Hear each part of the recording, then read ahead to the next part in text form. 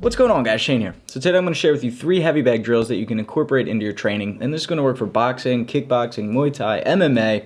The first thing is you want to make sure that you warm up properly, all right? Before you start doing these, you want to make sure that you properly move with the bag, all right? You're going to keep your wrist straight when you're throwing these punches. Of course, keep the opposite hand up, all the essentials. First off is the 30-30-30 drill, and you see me start off with 30 seconds of technique here, then it'll be speed, then power, and then we'll get a rest. So when we're working our technique, we're really focusing on perfect form, proper strategy, good footwork, work on our defense, our feints, and everything else. So I'm not trying to necessarily kill the bag here. I'm not trying to drain all of my energy or make my muscles sore just yet. Instead, I'm moving with the bag. I'm giving plan A a try, all right? Closing off the distance with elbow strikes, finishing with kicks, and when that bag comes swinging back, again, I work with it. I let it run right into another elbow. Nothing too crazy until the speed comes. This is when I'm getting the heart rate up. High knees, alternating straight punches. I want you going fast on this, okay? And what I don't want to see is you jamming up your punches or resting your head. You're trying to burn out. You're trying to get your heart rate up. You're trying to fatigue the muscles. You're trying to beat up your lungs. As soon as you're done, you're going to go right to 30 seconds of power. Now, every punch is a knockout. I want you to twist your hips into every single punch. Squeeze your fist upon impact.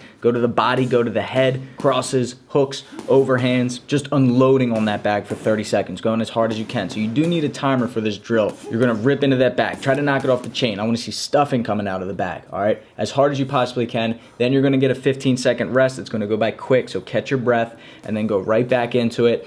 And during this 30 seconds of technique for the second time, catch your breath, all right? Work the teeps, work the evasions, nothing too crazy. Then you're gonna go back into 30 seconds of speed, and then you're gonna finish with 30 seconds of power. This is gonna be a killer workout for you here. Cool, I personally like saving that for last. It's a good burnout drill. Okay, next up I call miss, miss, hit. You're gonna intentionally miss the bag, so you get used to retracting after missing a punch. Not every strike that you throw is gonna land, and not every strike that you throw is even gonna be blocked.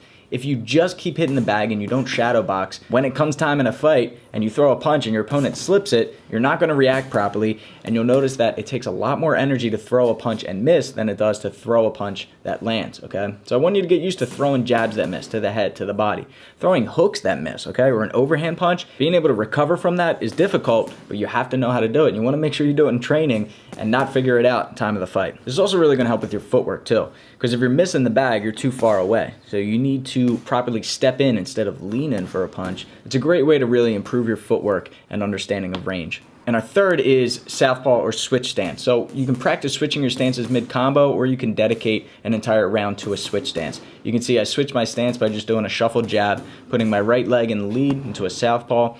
And for Muay Thai, I'm working my teeps, my knees, my kicks. You can just do your boxing, or you can do MMA and practice your sprawls with it as well from this position. Why would you switch your stance? Well, there's multiple reasons. Maybe you break your hand mid-fight and you need to put that hand in the rear. Another reason is because doing this on the heavy bag equally works both sides of the body.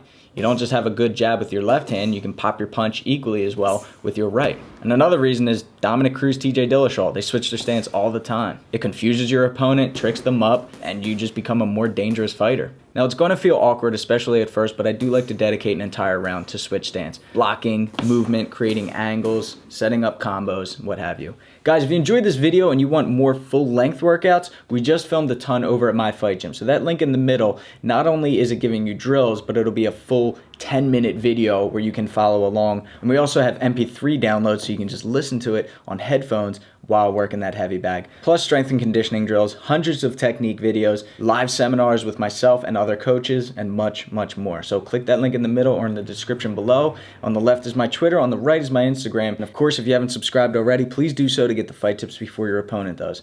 Until next time, I'm Shane with Fight Tips. Self-defense for the underdogs.